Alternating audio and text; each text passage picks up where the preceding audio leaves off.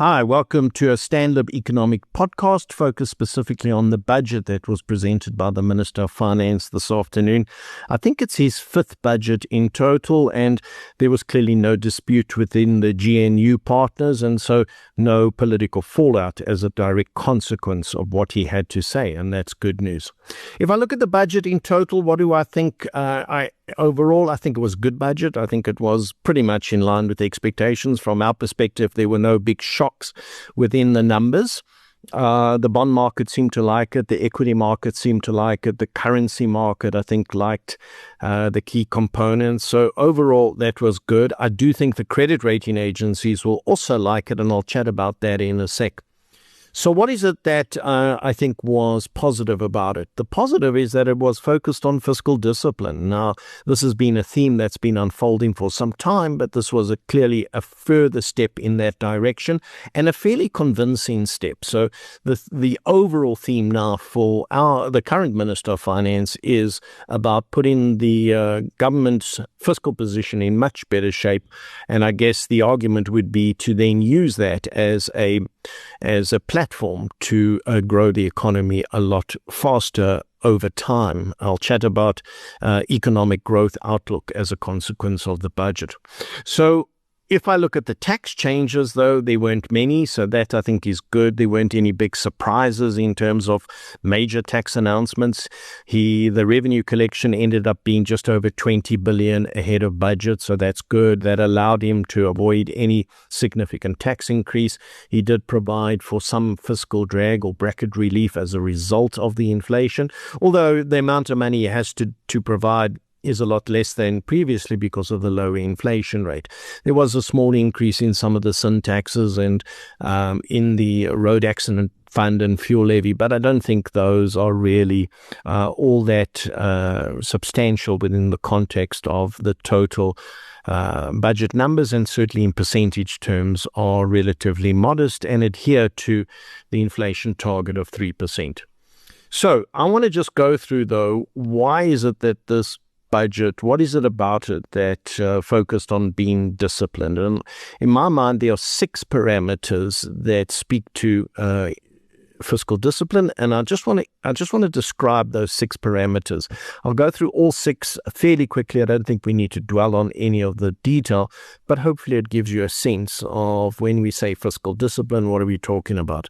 The first is that the minister further reduced the budget deficit, the extent to which government spends more than they collect. If we look at the outcome for last year, it was 4.5% of GDP, and he's now projecting that will decline further to 4%. Now, 4% isn't quite enough. You would want that to go ideally closer to 3%, but it's a clear another move in the right direction, and wasn't long ago where the deficit was sitting up at over 6% of GDP. So I think it's part of a trend, and it certainly is showing up in some of the key parameters. The second area of discipline is the debt to GDP ratio. The minister's been talking about trying to get this to peak out and start to move lower, and I think that's now been achieved. The peak ended up being higher than what was anticipated, 78.9%, so that is a pretty high level of government debt to GDP and an unacceptably high level. The minister has acknowledged that for some time, and I think from here it's going to moderate. He's now budgeting for the debt to GDP ratio to fall to 77.3%. That's a meaningful decline. Obviously, last year the debt to GDP ratio ended up being a bit higher than what was anticipated, and that's partly because there wasn't as big an increase in nominal GDP because of low inflation. So it's kind of the negative effect of keeping inflation low. But if we look at some of the individual borrowing areas, there was a purposeful increase in some of the debt levels that the minister explained was opportunistic borrowing. In other words, the pricing in the market had become very favorable, and so National Treasury took the decision to benefit from that improved pricing. That should put us in a better position going into next year, that he can ease off on how much he needs to borrow on a relative basis. So I think the debt to GDP ratio is starting to show an element of fiscal consolidation. The third area is the total increase in government expenditure. Government is now budgeting for expenditure to rise at only 3.5%, whereas he's got revenue growing at 5.1%. If I look at recent budgets, it's always been the case that expenditure goes up faster than revenue, and clearly that's not the case now. And a 3.5% increase in expenditure in itself is government trying to be disciplined. Now, there will be some people who are actually unhappy with that because they would have wanted to see a bigger allocation to healthcare or a bigger allocation to education, all of those sorts of things, more money for social payments, etc. But if the government wants to be disciplined, that's the type of percentage they've got to target, and so I think that needs to be applauded. And I think that over the medium term, there is a determination by government to control expenditure and instead focus on the quality of expenditure. In other words, not increase the total so much, but focus on what is government doing with the money they do spend, and can they improve the efficiency of government expenditure. And I think everybody in government that looks at these numbers would acknowledge there are huge benefits out of improving the efficiency of government's current expenditure. The fourth area of fiscal discipline is the primary budget surplus. We've had a surplus for a couple of years. It's now measured at 0.9% of GDP, but the minister is saying next year that surplus should rise to 1.6%. That's a meaningful increase, and there is an ongoing commitment to maintaining a primary budget surplus, which I think speaks to the underlying level of fiscal discipline. And again, I think that's a good outcome, forcing individual government departments to focus on the quality of spending and not just simply assume that they're going to be handed additional money at an ever-increasing pace. The fifth area of fiscal discipline is the increase in interest expenditure. Now, interest expenditure, if you follow the numbers, has been ramping up very sharply in recent years. At one point, interest was going up something like 16, 17, 18% a year. It was certainly the fastest growing area of the government budget. This year, government is budgeting for the interest cost of government debt to go up by only 2.8%.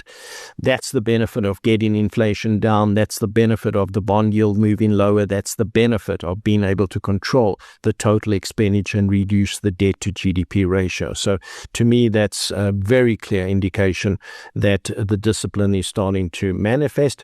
And I do think that over the medium term, we'll see further benefits of controlling the debt to GDP ratio, and ultimately that should free up money for government to effect other initiatives or other priorities. You certainly don't want to be spending 21% of your total revenue on interest. If you could take that down to ultimately 10%, you save a huge amount of money that can then be prioritized for things like infrastructure, etc. And then the final area of fiscal discipline is now finally a commitment by government to introduce a fiscal anchor. Think of a fiscal anchor as the same thing as an inflation target, but just for government instead of for the Reserve Bank. So the government says they'll introduce a set of fiscal rules or fiscal anchors in the October medium-term budget, and that would then detail or describe the parameters under which government expenditure and government debt could take place. We don't know exactly what that's going to look like, but it could include things like setting a debt ceiling, in other words, saying debt can't rise above X amount, setting a requirement for the budget to constantly have a primary surplus, setting rules around how fast expenditure items can increase. All of that, I think, would be welcome as a clear commitment by the government to ongoing fiscal discipline. So if you combine those six things together, what it ends up is with the markets liking the budget, understandably, and I think importantly, the credit rating agencies will also like the budget. And so we're now in a position where potentially we'll get a further credit rating upgrade. I would expect that to happen after the October medium-term budget, because then at that point you would be given the fiscal anchor, the fiscal rules, and the rating agencies can then assess that. Outside of those parameters, the budget didn't have a huge amount that I think is worth discussing in meaningful detail. There wasn't, for example, any focus on national health insurance in any significant way. There weren't transfers to any of the state-owned enterprises. Clearly, Transnet and the post office are in desperate shape, but government's not simply allocating more and more money to those entities and are looking for the SOEs to effect their own internal reforms and reorganization. There isn't really a focus on trying to change any of the key tax parameters or really alter the main ways in which government is able to source revenue. So I don't think there were other big changes that are worth highlighting.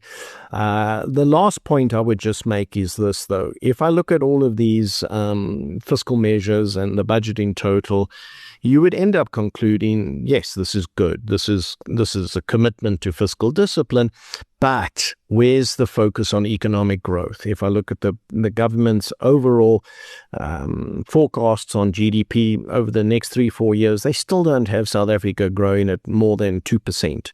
And 2% GDP growth is just not going to do it. The reason is the population's growing at 1.4%, and we've got a high level of unemployment. And if we just grow this economy at somewhere between 1.5% and 2%, we're not going to add many jobs. And in 3 or 4 years' time, we're going to have ongoing pressure. We're going to have pressure on social and service delivery. We're going to have pressure on crime, pressure on the number of people receiving social payments. So I'm certainly keep hoping that government would get a lot more urgent about how do they lift the growth rate. Clearly, the government is endorsing the use of private-public partnerships, but it needs to be enhanced a lot more. There needs to be a higher degree of urgency about implementing some of these reforms and making it clear that government is willing to deregulate and allow the private sector to participate more fully. So to me, that's the blemish within the numbers. But overall, you would say, in terms of the expectation going into the budget, this pretty much achieved all of the